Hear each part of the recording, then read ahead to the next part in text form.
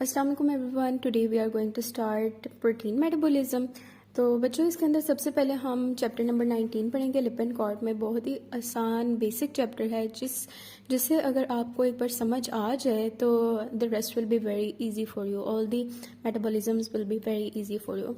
First of all general सा overview है। इसके अंदर हमारे पास अमाइनो एसिड पूल का बताया हुआ है कि अमाइनो एसिड पूल होता क्या है। Amino acid pool basically it is a pool जिसके अंदर हमारे पास सारी बॉडी के अमाइनो एसिड्स आ जाते हैं। बॉडी प्रोटीन से निकलते हैं कुछ अमाइनो एसिड्स, उनकी डिग्रेडेशन से निकलते हैं अमाइनो एसिड। वो अमाइनो एसिड पूल बना रहे होते हैं। साथ में कुछ डाइटरी प्रोटीन की डिग्रेडेशन से अमाइनो एसिड निकल रहे होते हैं और कुछ synthesis of non essential amino acids हो रही होती हैं, जिसकी वजह से हमारे पास अमाइनो एसिड्स बन रहे होते हैं। दे कंस्टिट्यूट अमाइनो एसिड पूल। अब इस अमाइनो एसिड पूल से ना हमारे पास आगे से दोबारा प्रोटीन्स भी बन सकते हैं। Then we can synthesize porphyrins, creatinine, neurotransmitters, and all these products.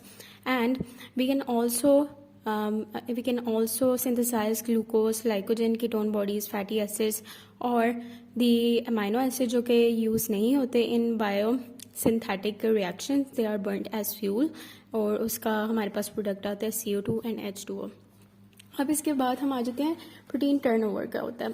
Basically protein turnover हमारे पास साइमल्टेनियस सिंथेसिस होती है एंड डिग्रेडेशन होती है ऑफ प्रोटीन मॉलिक्यूल्स। यानी कि प्रोटीन मॉलिक्यूल्स हमारे पास बन भी रहे हैं और साथ में डिग्रेड भी हो रहे हैं। इसे हम प्रोटीन टर्नओवर कहते हैं। सो दिस वाज प्रोटीन टर्नओवर। उसके बाद हम आ जाते हैं प्रोटीन की डिग्रेडेशन की तरफ। अब हमारी बॉडी में ना हमारे पास मेजर एंजाइम्स एंड सिस्टम्स होते हैं।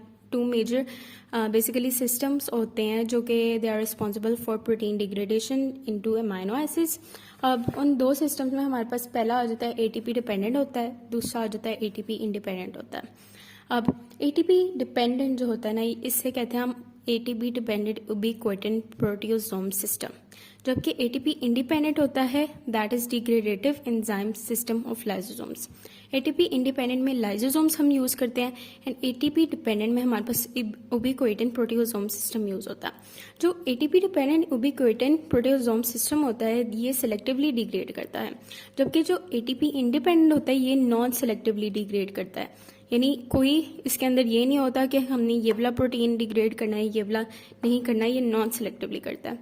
जब जो एटीपी डिपेंडेंट होता है ये हमारे जो डैमेज और शॉर्ट लिव प्रोटीन्स होते हैं उन्हें सिलेक्टिवली डिग्रेड कर रहा होता है, जबकि एटीपी इंडिपेंडेंट ऑटोफेगी या हेट्रोफेगी के थ्रू नॉन सेलेक्टिवली प्रोटीन्स को डिग्रेड कर रहा होता है। अब हम पढ़ते हैं उबिक्विटेंट प्रोटियोसोम सिस्टम को in a little more detail. So basically इसके अंदर सारा पूरा पैराग्राफ पढ़ने की जरूरत नहीं है। मोस्ट इम्पॉर्टेंट हमारे पास ये एक डायग्राम ही आ जाती है। So basically first of all हमारे पास जो भी प्रोटीन होता है ना that is to be degraded it is tagged with molecules of ubiquitin. यानी कि मॉलिक्यूल्स ऑफ उबिक्विटेंट हमने ये हमारे पास प्रोटीन था, इसे हमने डिग्रेड कराना था। उबिक्विटेंट हमारे इस प्रोटीन के ऊपर अटैच हो जाएगा and then it will be tagged. हमें पता चल जाएगा इस प्रोटीन ने डिग्रेड होना है। अब ये जो उबिक्विटेंट होता है ना basically it helps in recognition उस प्रोटीन की। तो हमारा जो उबिक्विटेंट नेटिव प्रोटीन होता है they are recognized by the cytosolic proteasome. Proteasome ने हमारे प्रोटीन को डिग्रेड करना है।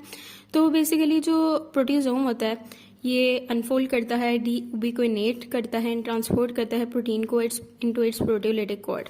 यानी ये जो उबिक्विटेंट था इसने अपना काम सर अंजाम दे दिया कि it help in the recognition of protein.